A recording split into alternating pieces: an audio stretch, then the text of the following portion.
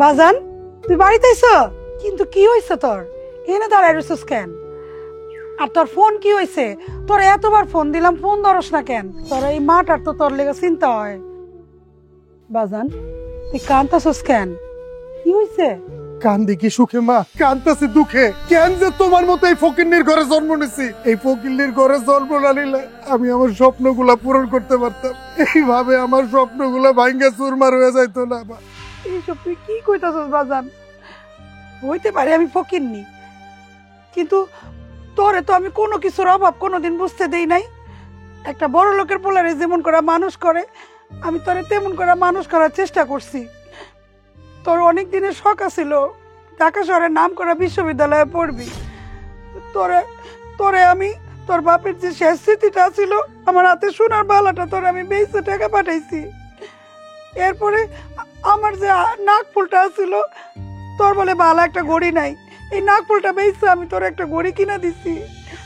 এরপরে যে বাড়িটা দেখতেছ, এই বাড়িটাও বন্ধক রেখে আমি তোরে টাকা দিছি।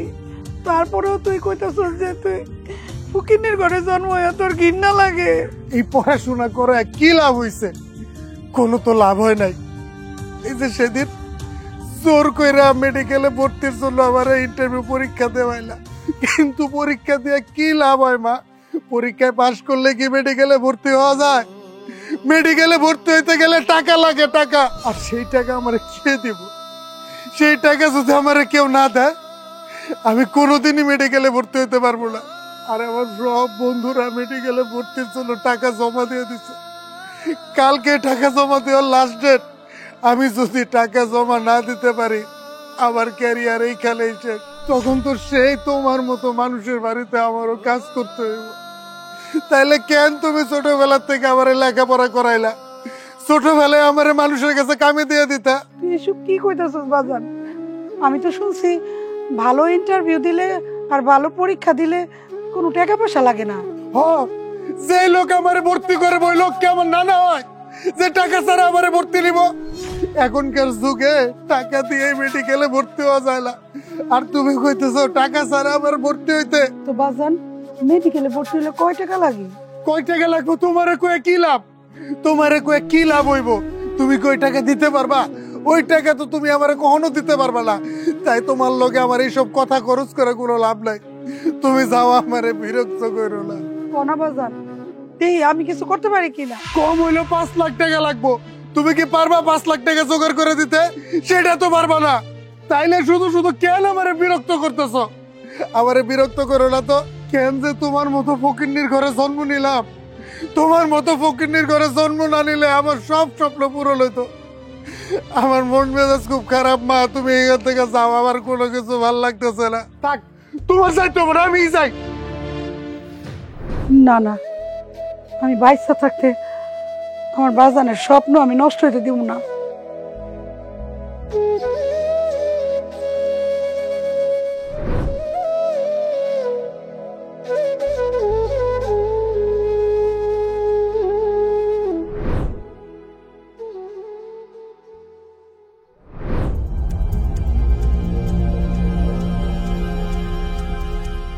কি ব্যাপার, এত তাড়াতাড়ি ডাকলে কেন?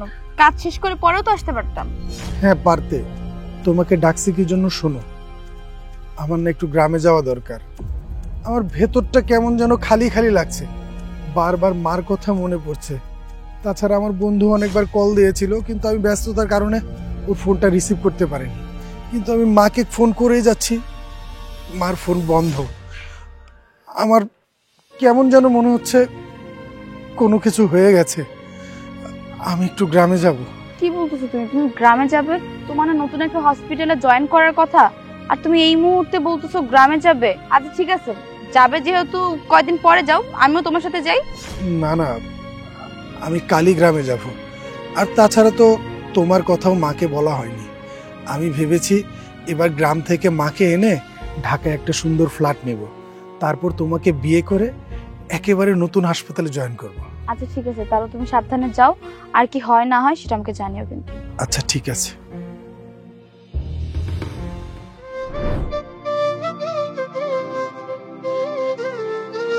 কে শিবু, তুই তুই গ্রামে কেন আছিস? হ্যাঁ, যখন তোর মা মারা গেল তখন তো আসলি না, কতবার করে তোর ফোন দিলাম যে একটা বার মায়ের কাছে আয়, আসলি না। আর এখন কেন আসিস? তুই বড় ডাক্তার হয়ে গেছিস, দেখাবি গ্রামবাসীকে? হ্যাঁ, আরে যেই মা তোকে ডাক্তার বানাতে গিয়ে নিজের কিডনি বিক্রি করে দিয়েছে, তার মৃত্যুর খবর শুনে তুই কি করে না আসি পারলি? ভাই তুমি এসব কি কইতাছো? আমারে ডাক্তার বানাইতে গিয়ে আমার মায়ের কিডনি লাগছে মানে? আমি তো কিছুই বুঝতেছি না। আমি চাচিকে কতবার করে বুঝিয়েছি, চাচি শিবপুর চালচলন আমার কাছে একদম ভালো লাগে না, আপনি শুধু শুধু ওর জন্য কিডনিটা বিক্রি করেন না। কিন্তু চাচি আমার কোনো কথা শোনেনি। অবশেষে কি হলো, তার নিজের কিডনি বিক্রি করে তোকে ডাক্তার বানাতে গিয়ে তার মৃত্যু হলো। ভাই তুমি আমার এই কথা আগে কও নাই কেন ভাই? আমি বলতে চেয়েছিলাম, কিন্তু তোর মা আমাকে না করছে, তাই বলতে পারিনি। মতলব ভাই, মতলব ভাই বাড়িতে আছেন? কি শিবুর মা, হঠাৎ কইরা তুমি আমার বাড়িতে কি মনে কইরা? হ ভাইজান, একটা বড় বিপদে পড়ে আপনার কাছে আইছি। আরে আমি জানি তো, কেউ বিপদে না পড়লে আমার কাছে আসে না। তা কি বিপদে পড়ে আমার কাছে আসছো কও? মতলব ভাই, আপনি তো জানেন আমার পোলাটা ঢাকা বিশ্ববিদ্যালয়ে পড়ালেখা করতেছে, কিন্তু এখন মেডিকেলে ভর্তি হইব। ওই যে আমাকে সানির মতন ডাক্তার হইব। ওখানে মেডিকেলে সিট পাইতে নাকি 5 লাখ টাকা লাগবে। কি কও, 5 লাখ টাকা? আপনি তো জানেন শিপু যখন ছোট ছিল ওর বাপ মরে যায়, তখন থেকে আমি মানুষের বাসায় কাম করে করে আমার পোলাটাকে পড়ালেখা করাইছি। কিন্তু এখন এত টাকা আমি করতে দিব? আমি এই এত টাকা না দিতে পারলে তো আমার পোলার স্বপ্নটা নষ্ট হয়ে যাব, আর আমি মাও এত এটা দেখতে পারুম না। একমাত্র এই বিপদ থেকে আপনিই পারেন আমার উদ্ধার করতে। মতলব ভাই, আপনি না আমার বাড়িটা কিনতে চাইছিলেন, তাই আমি আমার এই বাড়ির দলিলটা নিয়ে এসেছি। আপনি আমার বাড়িটা কিনা আমার 5 লাখ টাকা দেন, তাহলে আমার অনেক বড় উপকার হইব। কি কও? আরে না না, 5 লাখ টাকা দিয়ে আমি তোমার বাড়ি নিতে পারুম না। তখন তো নিতে চাইছিলাম, তোমার বাড়ির পাশে আমার বাড়িটা ছিল, সেই জন্য। এখন আর আমার বাড়ির দরকার নাই, আমি বাড়ি নিতে পারবো না। ভাই আপনি এসব কি কইতাছেন? আপনি তো আমার একমাত্র শেষ ভরসা। আপনি যদি এভাবে না করে দেন, তাহলে তো আমার বাপ মরা পোলাটার স্বপ্নটা নষ্ট হয়ে যাবে। ভাইজান আপনার পা দুটা ধরি, আপনি না করেন না, আপনি আমার এই বিপদ থেকে উদ্ধার করেন। আরে না না, এসব তুমি কি করতেছো? আর পাও ধরা লাগবো না। আর তুমি এত কইরা যখন আমার কইতেছো, আমি তো নাও করতে পারতেছি না। আর তোমার বাড়িটা যদি আমি কিনি, তাইলে আমি 5 লাখ টাকা দিব না, আমি 2 লাখ টাকা দিব। আর শোনো একটা কথা, তোমার ছেলের লেখাপড়ার সময় যে আমার কাছ থেকে 50,000 টাকা নিছিলা, সেই 50,000 টাকা আমি এই 2 লাখ টাকার থেকে কাইটা রাখা দিব। এইসব আপনি কি করতেছেন ভাইজান? মেডিকেলে ভর্তি করাইতে লাগবে 5 লাখ টাকা, আর আপনি আমার 2 লাখ টাকা দিবেন, তাও আবার 50,000 টাকা কাইটা রাখবেন, তাহলে তো বাকি থাকলো 1.5 লাখ টাকা। এই 1.5 লাখ টাকা দা আমি কি করুন? আমি কি করব? তোমার তো জমি জমা সবকিছুই শেষ, সম্বল আছিল ওই বাড়িটা। এই বাড়িটাও যদি নাকি তুমি আমার কাছে 2 লাখ টাকায় দিয়ে দাও, তাইলে আমি তো তোমার কাছ থেকে ওই 50,000 টাকা আর কোনোভাবেই উদ্ধার করতে পারবো না। সেই জন্যই ওই 2 লাখ টাকার থেকে 50,000 টাকা এখন কাইডা রাইখা দিতে চাই। তুমি যদি আমার কথায় রাজি থাকো, তাইলে আমি তোমার বাড়িটা নিতে পারি, আনলাইলে না। কিরে, তোর মনটা খারাপ দেখা যায় কেন? কিছু হয়েছে নাকি? হ্যাঁ বাবা, অনেক বড় একটা সমস্যা। কি সমস্যা? আর তোমাকে বলেছিলাম না, গতকালকে আমার একটা ফ্রেন্ড তার মাকে নিয়ে আমার কাছে আসছিল। তার পরীক্ষা নিরীক্ষা করে দেখলাম 2টি কিডনি নষ্ট। ওনাকে যদি কালকের মধ্যে অপারেশন না করতে পারে, অনেক বড় একটা সমস্যা হয়ে যাবে। আর ওনার কিডনির সাথে কারো কিডনি ম্যাচ হচ্ছে না। হ্যালো, হ্যাঁ, যে করেই হোক আজ রাতের মধ্যে কিডনি ব্যবস্থা করতে হবে, তা না হলে ওনাকে বাঁচানোটা সম্ভব না। যত টাকাই লাগুক দেয়া যাবে। আচ্ছা ঠিক আছে। হ্যাঁ বাজান, তুমি ফোনে কি কইলা? টাকা দিলে তোমরা কিডনি দিবা? হ্যাঁ চাচি, ওরা অনেক বড় লোক, যত টাকাই লাগুক দিবে, বাট বিনিময়ে একটা কিডনি চাই। তাইলে আমারে 3,50,000 টাকা দিতে কও। চাচি আপনি এসব কি বলছেন? আপনার কিডনি এমনিতেই একটা নষ্ট, এর মধ্যে যদি আপনার আরেকটা কিডনি নিয়ে যায়, তাহলে তো আপনার বাঁচাটাই মুশকিল হয়ে যাবে। আমি কই কি, আমার তো 2টা কিডনি একবারই নষ্ট হয়ে যায় নাই, একটা কিডনি এখনো ভালো আছে, আর যেটা একটু নষ্ট আছে ওটা দিয়ে আমি কিছুদিন বাইচে থাকতে পারবো।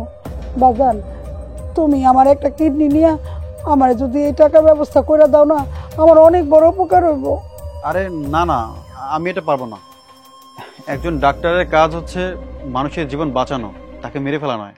বাজান, তুমি আর না করো না, আমি তোমার পায়ে পড়ি। আমার জীবনের চাইতে আমার পোলার স্বপ্ন পূরণের মূল্যটা আমার কাছে অনেক বেশি। তুমি যদি জীবিত থাকতে আমার কিডনি না নিতে পারো, তাইলে আমি মরলে আমার কিডনিটা লয়ে আমার পোলার স্বপ্নটা পূরণ করে দিও। আমি তাহলে কিছু খায়া আর নাহলে মাথা ফাটায় মরে যাই।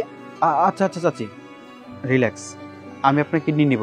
তবে আপনাকে একটা কথা দিতে হবে, আমি আপনার কিডনি নেওয়ার পরে কিছুদিনের মধ্যেই আপনি আবার ওই অপারেশনটা করিয়ে নেবেন, তাহলে আপনি একটা কিডনি নিয়ে অন্তত বাঁচতে পারবেন। বাজান, তুমি সত্যি কথা কইতেছো? আমার কিডনি নিবা? আর আমার পোলা যদি ডক্টর হয় না, তাহলে অনেক টাকা রোজগার করব, তখন আমার চিকিৎসা করাইবো। বাজান, তবে একটা কথা, আমার এই কিডনি বেচার কথাটা আমি ওই 3 জন ছাড়া যাতে আর কেউ না জানে। আচ্ছা ঠিক আছে চাচি। ভাই, তোমরা আমার মায়ের কই কবর দিছো? একটু আমার মায়ের কবরে নিয়ে যাবা।